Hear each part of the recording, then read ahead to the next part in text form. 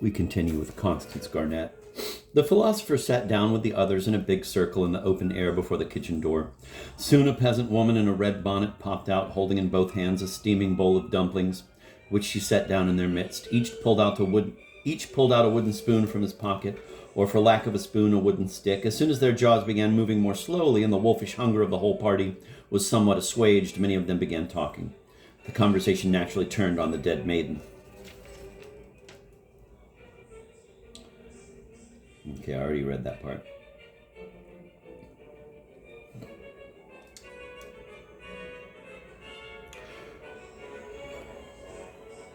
When a woman's old, she's a witch, the gray-headed Cossack said coolly. Oh, you're a nice bunch, retorted the peasant woman, who was at that instant pouring a fresh lot of dumplings into the empty pot. Regular fat hogs. The old Cossack, whose name was Yevtuk and nicknamed Kovtun, gave a smile of satisfaction, seeing that his words had cut the old woman to the quick, while the herdsman gave vent to a guffaw, like the bellowing of two bulls as they stand facing each other. The beginning of the conversation had aroused the philosopher's curiosity and made him intensely anxious to learn more details about the captain's daughter, and so, wishing to bring the conversation back to that subject, he turned to his neighbor with the words, I should like to ask why all the folks sitting at supper here look upon the young mistress as a witch. Did she do mischief to anybody or bring anybody to harm? There were all sorts of doings, answered one of the company, a man with a flat face strikingly resembling a spade. Everybody remembers the huntsman Makita and the... What about the huntsman Makita? Said the philosopher. Stop. I'll tell about the huntsman Makita, said Dorosh. I'll tell about him, said the coachman, for he was a great crony of mine. I'll tell about Makita, said Spirid. Let Spirid tell it, shouted the company. Spirid began, You didn't know Makita, Mr. Philosopher Koma. Ah, he was a man. He knew every dog as well as he knew his own father. The huntsman we got now, Mikola, who's sitting next, but one from me, isn't worth the sole of his shoe. Though he knows his job too, but beside the other, he's trash. Garbage. You tell the story well, very well, said Dorosh, nodding his head approvingly. Spirid went on. He'd see a hare quicker than you'd wipe the snuff from your nose. He'd whistle, Here, Breaker, here, Swiftfoot, and he in full gallop on his horse. And there was no saying which would outrace the other, he the dog or the dog him. He'd toss off a mug of vodka without winking. He was a fine huntsman. Only a little time back he began to be always staring at the young mistress. Whether he had fallen in love with her or whether she had simply bewitched him, anyway the man was done for. He became stupid. The devil only knows what he turned into. Pfoo! No decent word for it. That's good, said Dorosh. As soon as the young mistress looks at him, he drops the bridle out of his hand, calls Breaker bushy brow, is all of a fluster and doesn't know what he's doing. One day the young mistress comes into the stable where he is rubbing down a horse. Makita, says she, let me put my little foot on you, and he, foolish fellow, is pleased at that. Not your foot only, says he. You may sit on me altogether. The young mistress lifted her foot, and as soon as he saw her bare, plump white leg, he went fairly crazy, so he said. He bent his back, silly fellow, and clasping her bare legs in his hands, ran galloping like a horse all over the countryside, and he couldn't say where he was driven. But he came back more dead than alive, and from that time, he withered up like a chip of wood. And one day when they went into the stable, instead of him, they found a heap of ashes lying there, and an empty pail. He had burned up entirely, burned up by himself, and he was a huntsman such as you couldn't find another all the world over. When Spirid had finished his story, reflections upon the rare qualities of the deceased huntsman followed from all sides. And haven't you heard tell of Shepton's wife, said Dorosh, addressing Koma. No. Well, you are not taught with too much sense, it seems, in the seminary. Listen, then. There's a Cossack called Septon in our village, a good Cossack. He is given to stealing at times, and telling lies when there's no occasion, but he's a good Cossack. His place is not so far from here, just about the very hour that we sat down this evening at the table. Shepton and his wife finished their supper and lay down to sleep. And as it was fine weather, his wife lay down in the yard, and Shepton in the hut on the bench. Or no, It was the wife lay indoors on the bench and Shepton in the yard. Not on the bench, she was lying on the floor, said a peasant woman, who stood in the doorway with her cheek propped in her hand.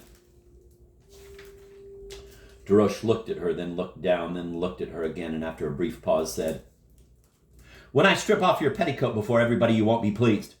This warning had its effect. The old woman held her tongue and did not interrupt the story again. Desroches went on, and in the cradle hanging in the middle of the hut lay a baby 1 year old.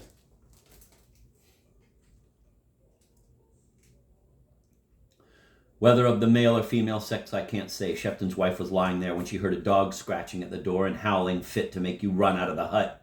She was scared, for women are such foolish creatures that if toward evening you put your tongue out at one from behind a door, her heart's in her mouth. However, she thought, well, I'll go and give that damn dog a whack on its nose and maybe it will stop howling. And taking the poker, she went to open the door. She had hardly opened it when a dog dashed in between her legs and straight to the baby's cradle. She saw that it was no longer a dog, but the young mistress, and if it had been the young lady in her own shape, as she knew her, it would not have been so bad. But the peculiar thing is that she was all blue and her eyes glowing like coals. She snatched up the child, bit its throat, and began sucking its blood. Shepton's wife could only scream, "Oh, horror!" and rush toward the door, but she sees the doors locked in the passage. She flies up to the loft, and there she sits trembling, the foolish woman. And then she sees the young mistress coming up to her in the loft. She pounced on her and began biting the foolish woman. When Shepton pulled his wife down from the loft in the morning, she was bitten all over and had turned black and blue. And the next day, the foolish woman died. So you see what uncanny and wicked doings happen in the world. Though it is of the gentry's breed, a witch is a witch. After telling the story, Desroches looked about him complacently and thrust his finger into his pipe, preparing to fill it with tobacco. The subject of the witch seemed inexhaustible. Each in turn hastened to tell some tale of her. One had seen the witch in the form of a haystack come right up to the door of his cottage. Another had had his cap or his pipe stolen by her. Many of the girls in the village had had their hair cut off by her.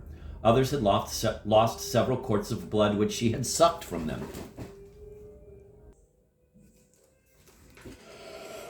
At last they pulled themselves together and saw that they had been chattering too long, for it was quite dark in the yard. They all began wandering off to their sleeping places, which were either in the kitchen or the barns or the middle of the courtyard. "Well, Mr. Coma, now it's time for us to go to the deceased lady," said the gray-headed Cossack, addressing the philosopher, and with spirit and Desroches they set off to the church, lashing with their whips at the dogs, of which there were a great number in the road, and which gnawed their sticks angrily.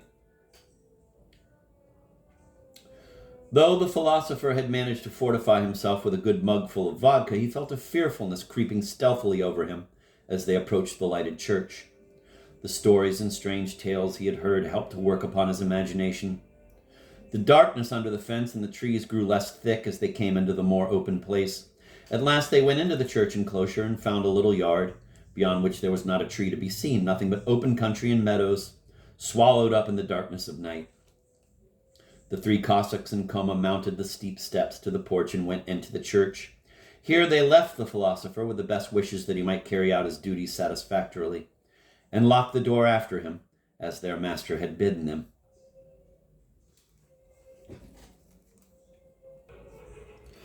The philosopher was left alone. First he yawned, then he stretched, then he blew into both hands, and at last he looked about him. In the middle of the church stood the black coffin. Candles were gleaming under the dark images. The light from them only lit up the icon stand and shed a faint glimmer in the middle of the church. The distant corners were wrapped in darkness. The tall, old-fashioned icon stand showed traces of great antiquity.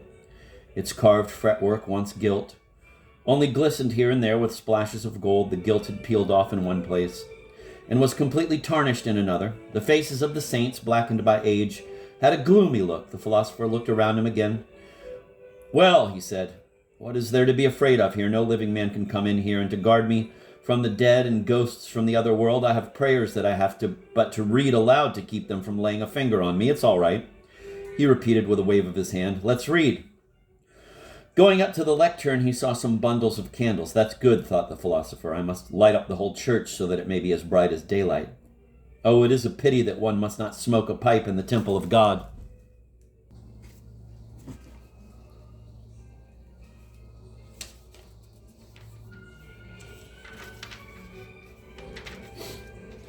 And he proceeded to stick up wax candles at all the cornices, lecterns, and images, not stinting them at all, and soon the whole church was flooded with light, only overhead the darkness seemed somehow more profound. And the gloomy icons looked even more sullenly out of their antique carved frames, which glistened here and there with specks of gilt. He went up to the coffin, looked timidly at the face of the dead, and could not help closing his eyelids with a faint shudder. Such terrible, brilliant beauty.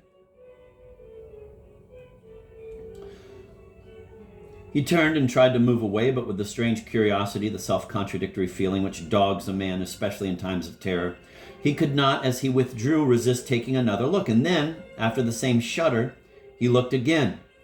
The striking beauty of the dead maiden certainly seemed terrible.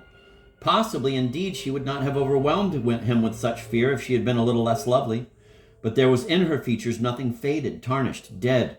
Her face was living, and it seemed to the philosopher that she was looking at him with closed eyes.